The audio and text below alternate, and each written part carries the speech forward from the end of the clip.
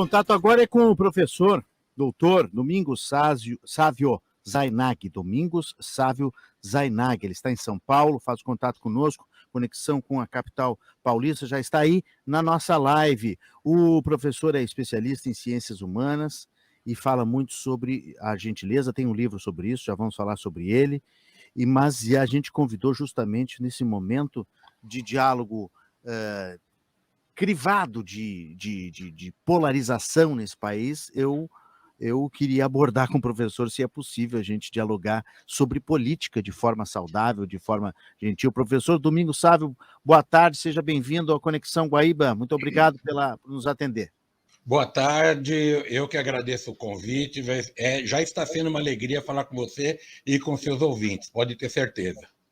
O senhor é muito gentil, mas será que a gentileza está presente hoje no Brasil, nas discussões? É só a gente falar um pouquinho de política, ou alguma coisa que pode ser transformada em política, já vem a polarização, já vem a agressividade, as pessoas já brigaram muito, né? Nos domingos ao meio-dia, nos almoços em família, tem amigo que não se fala mais. Como é que a gente pode recuperar isso, professor? Olha, eu tratei esse livro que a gente vai falar, que você anunciou. Vale a pena ser gentil. Que está na terceira edição agora pela Literary Books, e felizmente se tornou um best-seller, mas já na primeira edição eu falava sobre isso. Até fui rememorar aqui. Eu dizia que lá no passado as discussões eram muito por conta de futebol. Eu cresci nos anos 70, o auge do futebol brasileiro, né? Final dos anos 60, e toda aquela transição da infância para a adolescência foi nos anos 70, e as discussões eram por futebol. Infelizmente, o brasileiro mudou isso para a política. Em 2018, quando então o candidato Bolsonaro, quando eu escrevi, o Bolsonaro não era nem candidato. E eu já abordava que as pessoas estavam muito enraivecidas. Hoje a coisa piorou. E falando com você, aí, seus ouvintes que são aí do Rio Grande do Sul, sabem muito bem a polarização, o que deu no final do século XIX e início do século XX, entre maragatos, pica-pau, que a coisa terminava em degola. Isso aí. E o Brasil está num caminho que alguém pode até falar, é muito exagerado falar isso. Eu acho que não é exagerado, não. O ódio está de tal maneira que se eu sou favorável ao candidato A, eu vou pegar jornalistas que vão alimentar esse meu ódio contra o candidato B, e vice-versa. Eu tenho feito pesquisas, assim, por conta própria, pela manhã, de ler defensores do Bolsonaro e defensores do Lula. Ninguém usa uma palavra para apaziguar. Tudo é para fomentar o ódio. Agora, seria fácil, você falou em família, entre amigos, que as pessoas discutissem de forma racional e não emocional. E, principalmente, não discutir política como futebol. Ou seja, fazer provocações, como o Inter e Grêmio. Se eu sou gremista, eu falo, meu time é melhor, ganhou do seu, lembra-se aquele jogo. Política não é isso. O futebol... A famosa corneta, né?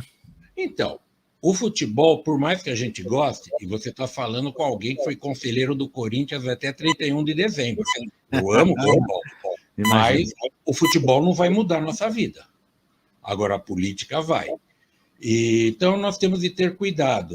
Se discutir com gentileza, dizendo, olha, por que você acha que esse candidato A, quando ele diz tal coisa, ele está certo? Não seria melhor para a vida de todos nós se isso daqui que está na plataforma do candidato B fosse bom? Mas não, as pessoas partem para agressão, alteram a voz e, como você disse, perdem amizades. O que é um absurdo, né? Mas, assim, isso é mais velho do que andar para frente. A gente sabe que a agressividade, a inveja, o egoísmo, enfim, os sentimentos todos nas conversas, e às vezes quando não fecha uma coisa com a outra, né, as pessoas não têm a capacidade de ouvir o contraditório, isso acontece desde sempre. Por que a política acabou transformando isso em algo irreversível. Me parece muito irreversível, professor. Não sei se o senhor, quando escreveu esse livro, achou que um dia o Brasil poderia voltar a ser gentil. Hoje o Brasil não é mais gentil, o brasileiro não é mais gentil, principalmente entre eles. Não, não é. Não é mesmo. Os debates em qualquer legislativo do país, seja uma Câmara Municipal, uma Assembleia Legislativa, e, sobretudo, no Congresso Nacional, a gente percebe a grosseria, a agressão entre os políticos. Tanto que, há pouco tempo, aí até supapos trocaram. Exato. Ora, se os nossos líderes eles agem dessa forma, isso acaba contagiando a sociedade. A gentileza. Diga. Não perguntou. Então, a gentileza, quando eu escrevi o livro, isso é só um pequeno aspecto dentro do livro. Eu falo no geral. A gentileza no trânsito, a gentileza na sala de aula, a gentileza no elevador e a gentileza com as pessoas mais humildes. Enfim, a gentileza com todos. Agora, o que está acontecendo no Brasil hoje, para mim, que gosto de história, não tem nenhuma novidade. Nós estamos regredindo para o período pós-Estado Novo, que entre 46 até o golpe militar lá em 64, é só pegar qualquer livro de história ou buscar na internet, o clima era esse, era de ódio. E nós vimos o que gerou. Gerou um golpe de Estado, gerou guerrilhas, gerou tortura, gerou mortes. Então, quem conhece o passado da história brasileira, desde que nós tivemos a proclamação da República, foi desde 1889 até 64. Agora, a minha geração cresceu sem gostar de política, porque nos impediram de gostar de política. Então, nós vivíamos bem. Eu me lembro, quando meus tios e meus pais comentavam sobre disputas políticas entre Jânio Quadros e Adhemar de Barros, eu sou de São Paulo, eu não conseguia entender por que as pessoas discutiam tanto e me contavam as brigas entre famílias que não se davam por gostarem do candidato A e não do B e vice-versa. Eu só entendia se discutisse futebol. Mas isso que está ocorrendo hoje, para mim, não é novidade na história da política brasileira, da história republicana. Agora, no seu livro, o senhor fala que a gentileza ela abre portas, melhora nas relações humanas, nas relações de trabalho. O senhor, aliás, é professor, PhD em Direito do Trabalho, além de especialista em Ciências Humanas. As pessoas podem levar essa experiência para o ambiente de trabalho? Isso ajuda a crescer na carreira, melhorar as relações, abrir portas, professor? Eu não tenho dúvidas. Quando a pessoa é gentil, ela... Mas desde que uma coisinha, deixar claro, desde que essa gentileza seja algo verdadeiro.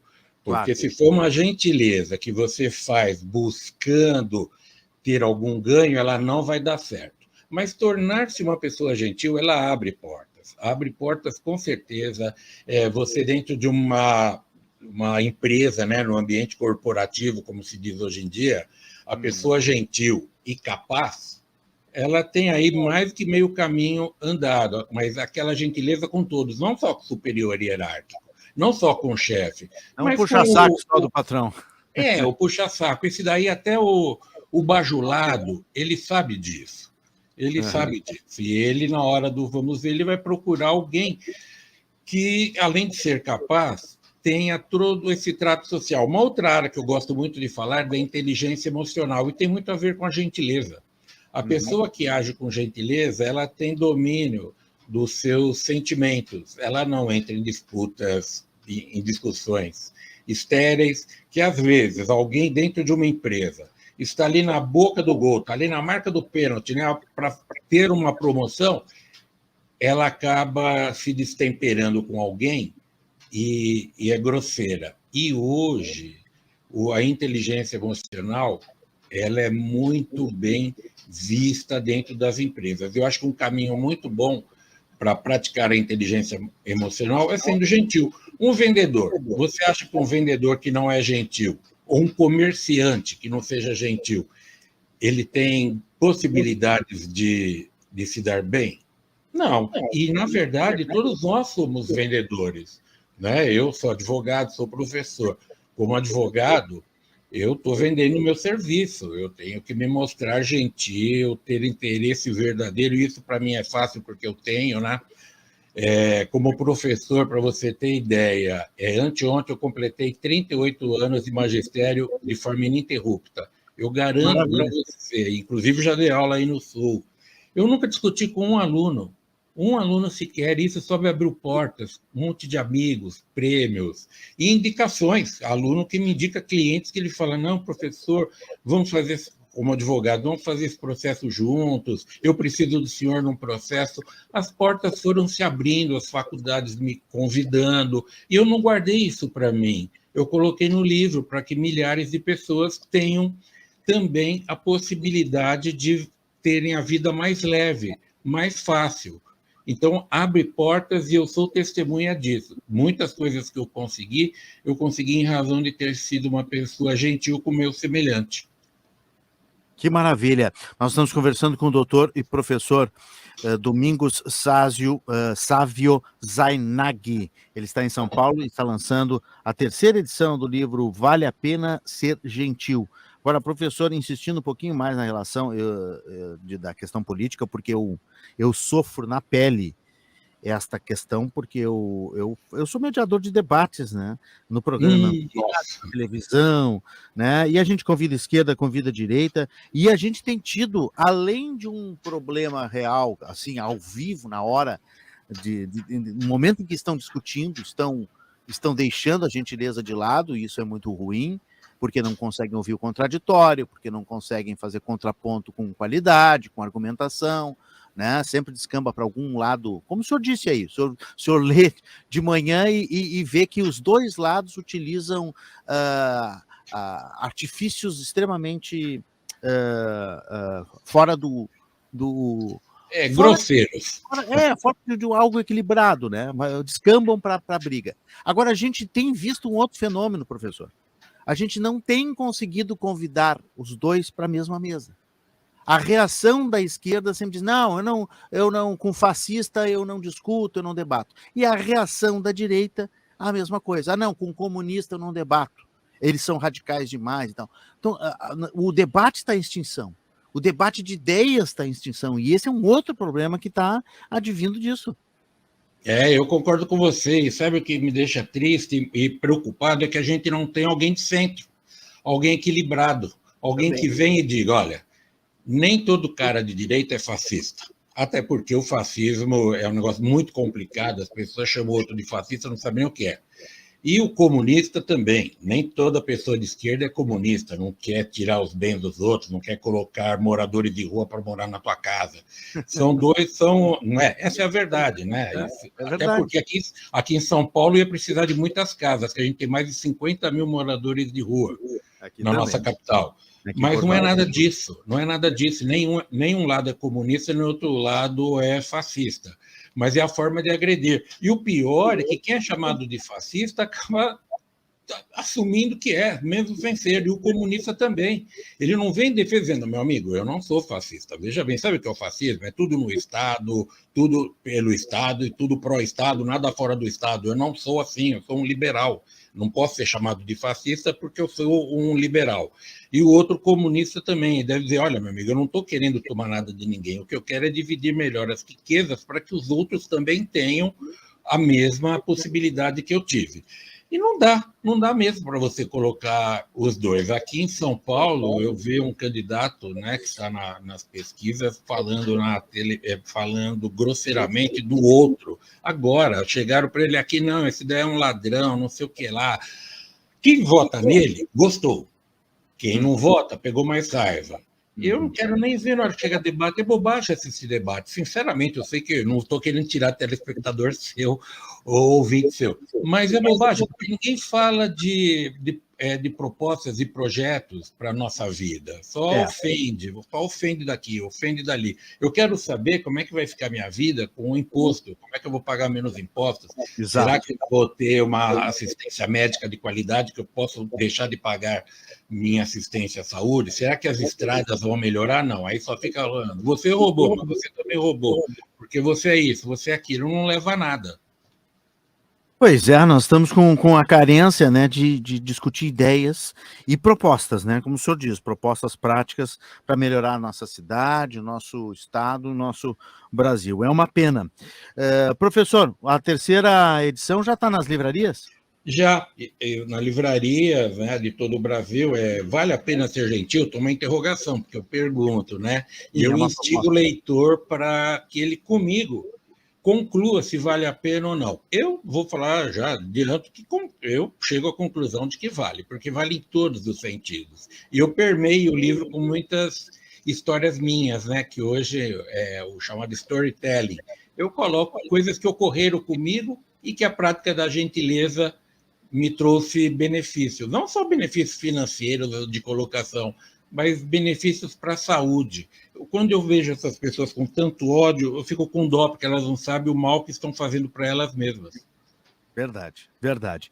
Professor Domingos Sávio Zainag, autor de Vale a Pena Ser Gentil, procure na livraria, ou procure na internet, nos portais de compra eletrônico também. Terceira edição do livro de muito sucesso. Muito obrigado pela entrevista, pelo contato com a Rádio Guaíba aqui, professor. Grande Eu que abraço. agradeço.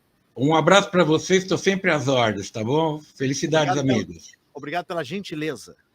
Eu que agradeço a sua, querido. Tchau, gente. Um abraço. Um Professor abraço. Domingos Sávio Zainag, especialista em ciências humanas, falando um pouquinho sobre gentileza. E está faltando muito, né? Faltando nos debates políticos, está faltando no domingo ao meio-dia, na família, está faltando tudo. Hora de notícia boa para melhorar a gentileza. Olha, no Cine de Porto Alegre, depois do Carnaval, tem 1.744